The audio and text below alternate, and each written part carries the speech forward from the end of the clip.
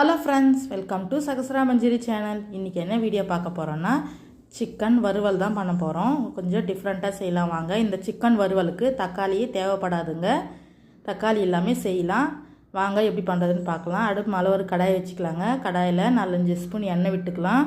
எண்ணெய் காஞ்சதும் ஒரு வெங்காயத்தை இது மாதிரி நரக்குறன்னு அரைச்சி சேர்த்துக்கலாங்க. வெங்காயம் நல்லா வதங்கட்டும். இந்த அளவுக்கு வதங்கணும் 1.5 ஸ்பூன் இஞ்சி பூண்டு பேஸ்ட்டு போட்டு நல்லா வதக்கி விட்டுக்கலாங்க.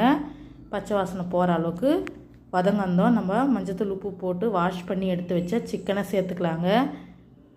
சேர்த்துட்டு நல்லா மிக்ஸ் பண்ணி விட்டுக்கலாம். சிக்கனு கலர் சேஞ்ச் ஆகி வரட்டும்.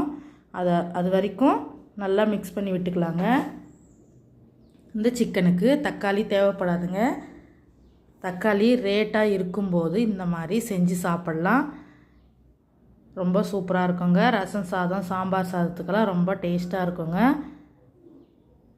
சிக்கன் இந்த அளவுக்கு வதங்கந்தோம். உப்பு சேர்த்துக்கலாங்க. உப்பு சேர்த்துட்டு 1/2 ஸ்பூன் மஞ்சத்தூள் சேர்த்து நல்லா வதக்கி விட்டுக்கலாங்க. சிக்கன்லேருந்து தண்ணி விட்டு வரட்டும். அந்த அளவுக்கு நல்லா வதக்கி விட்டுக்கலாங்க.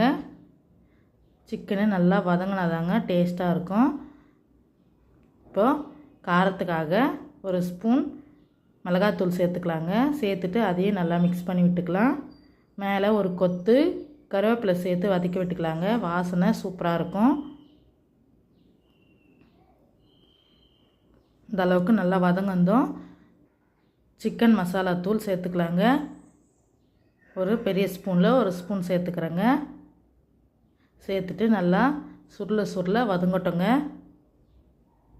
நம்ம ஊற்றின எண்ணெய் பிரிஞ்சு வர அளவுக்கு நல்லா வதங்கட்டோங்க. பாருங்கள், இந்த அளவுக்கு நல்லா வதங்கணும். எவ்வளோக்கு எவ்வளோ நல்லா வதக்கிறோமோ அவ்வளோ டேஸ்ட்டாக இருக்குங்க. இதில் வேறு எதுவுமே சேர்க்க வேணாங்க. இதுவே அவ்வளோ டேஸ்ட்டாக இருக்கும். அவ்வளோதாங்க.